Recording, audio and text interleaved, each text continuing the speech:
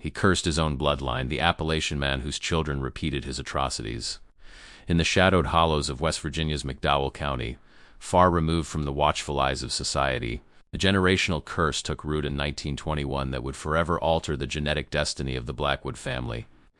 This is the story of how Elijah Blackwood's unspeakable actions created a legacy of isolation, physical deformity, and social devastation that would echo through generations of his descendants. The Blackwood homestead sat perched on the northwestern slope of the Blue Ridge Mountains, accessible only by a winding dirt path that disappeared into dense forest during the rainy months.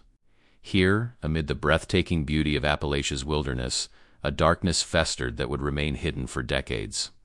Elijah Blackwood, born in 1897 to coal miners who died in the infamous Monongah disaster of 1907, was left to fend for himself at age 10. Taken in by distant relatives who worked a struggling farm in the mountains, young Elijah grew into a man hardened by isolation and ignorance. By 1920, he had claimed a remote parcel of land for himself, building a crude cabin where he lived alone, rarely venturing into the nearest town of Welch except to trade for absolute necessities. In the winter of 1921, when heavy snows cut off access to his mountain property for nearly 3 months, something inside Elijah changed. When spring thaw finally allowed neighbors to check on the reclusive mountain man, they discovered he wasn't alone anymore. A young woman, later identified as his first cousin Sarah, had seemingly married him during the isolated winter months. What happened in that cabin during those snowbound months would set in motion a genetic catastrophe, explains Dr. Eleanor Reynolds, geneticist and researcher of isolated Appalachian communities. The historical records showed that Sarah had been raised in the same household as Elijah for several years after his parents' deaths. The psychological and social boundaries that typically prevent intimate relationships between close relatives had been dangerously eroded by their isolation and limited social exposure.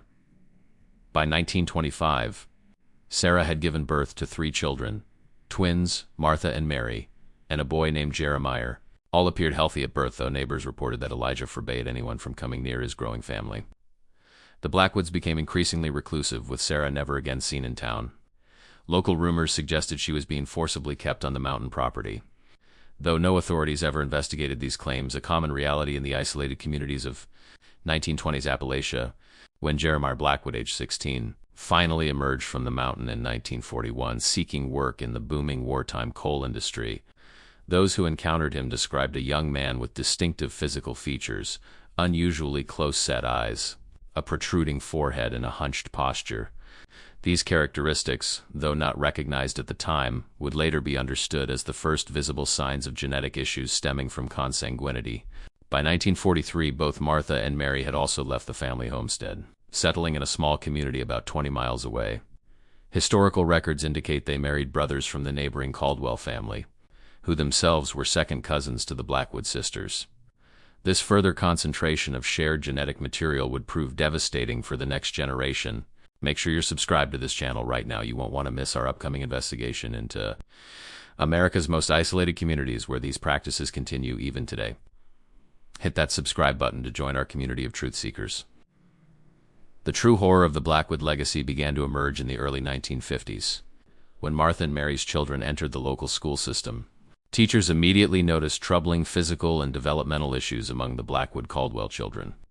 According to school records obtained from McDowell County archives, multiple children exhibited severe learning disabilities, facial deformities, and behavioral problems that baffled educators of the era. In those days, there wasn't a widespread understanding of the genetic consequences of consanguinity, notes historical sociologist Dr. Thomas Harrison. These children were simply labeled as slow or touched, and little educational accommodation was made for their needs. The social stigma was immediate and devastating. Medical records from the period, though sparse, indicate that several children suffered from recessive genetic disorders that are now known to appear at much higher rates in consanguineous relationships. These included congenital heart defects, intellectual disabilities, and distinctive facial features that marked them as different in their small community. Meanwhile, Jeremiah Blackwood had established himself as a solitary figure working in the coal mines. Former co-workers interviewed decades later described him as odd but reliable, with a tendency to avoid social gatherings and display unusual emotional responses. In 1952, Jeremiah, then 27, suddenly disappeared from his job at the mine. When authorities conducted a wellness check at his small company-owned house, they discovered he had relocated back to his father's original property deep in the mountains. What investigators found at Elijah Blackwood's original homestead shocked even the most hardened law enforcement officers of the era. The elder Blackwood had died years earlier, but Jeremiah had not returned alone.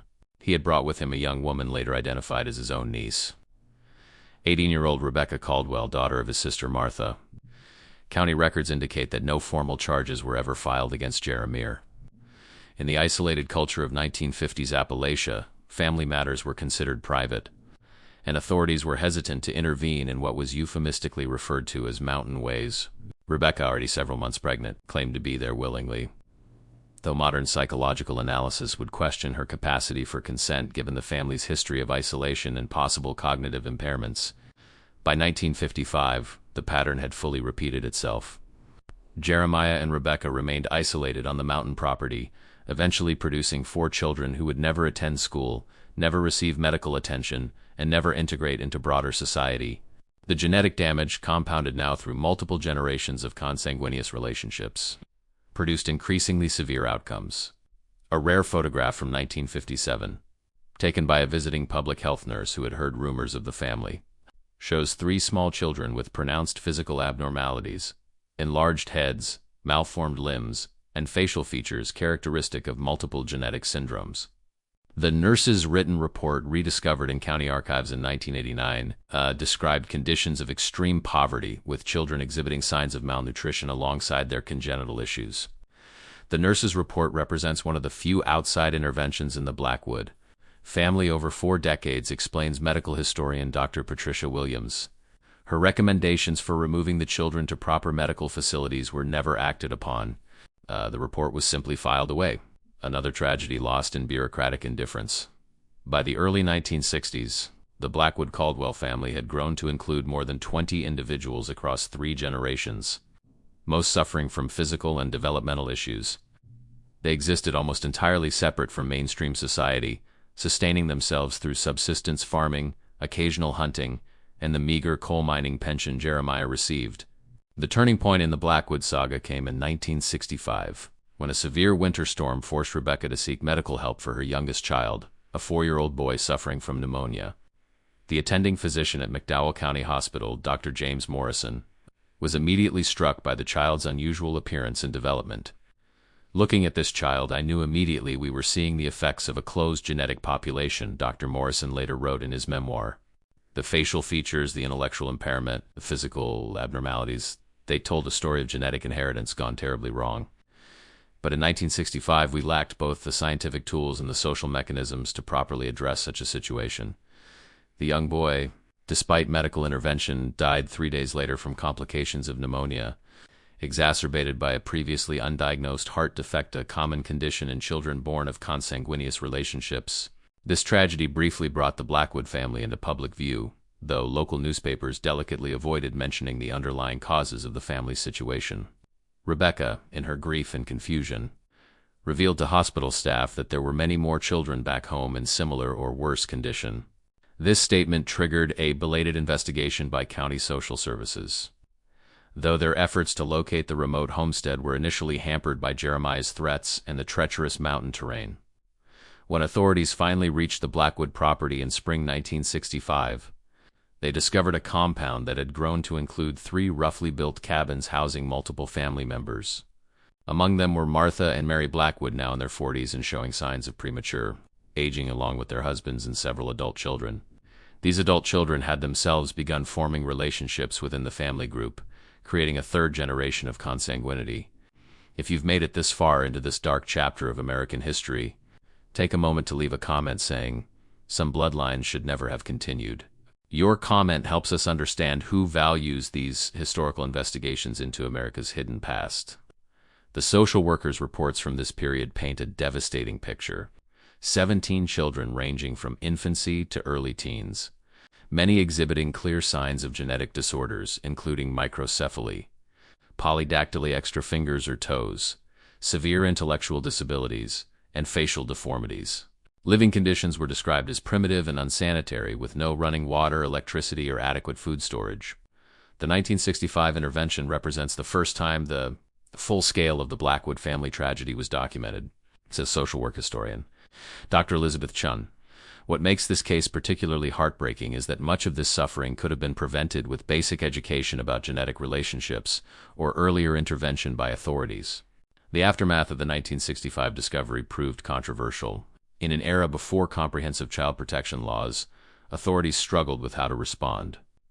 Ultimately, 7 of the youngest children were removed from the property and placed in state institutions, a solution that, while removing them from immediate poverty, subjected them to the often harsh conditions of 1960s-era facilities for the developmentally disabled. Jeremiah, Martha, Mary, and the other adults were left on the property but required to accept regular visits from county health workers. These interventions, while well-intentioned, came far too late to reverse generations of genetic damage and social isolation. The elder Blackwoods responded to this partial family separation by becoming even more reclusive. They began posting no trespassing signs along their property boundaries and reportedly threatened social workers with firearms on several occasions.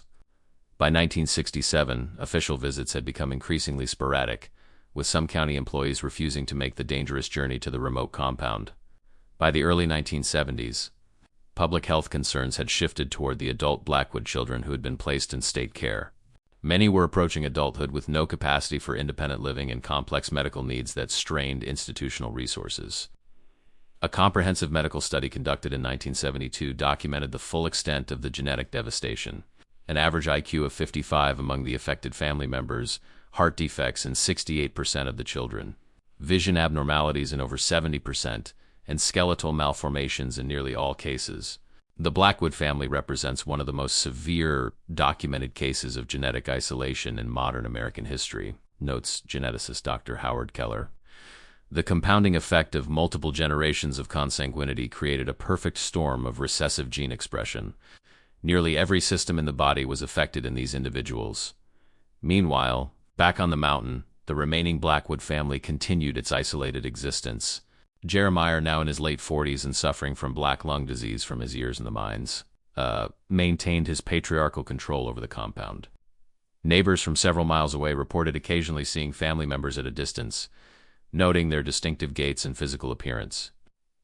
The isolation might have continued indefinitely if not for a forest fire that swept through portions of McDowell County in the summer of 1975. As firefighters battled the blaze near the Blackwood property, they discovered 2 teenage boys living in a crude shelter nearly a mile from the main family compound. These boys, approximately 14 and 16 years old, had apparently never been documented in the 1965 intervention.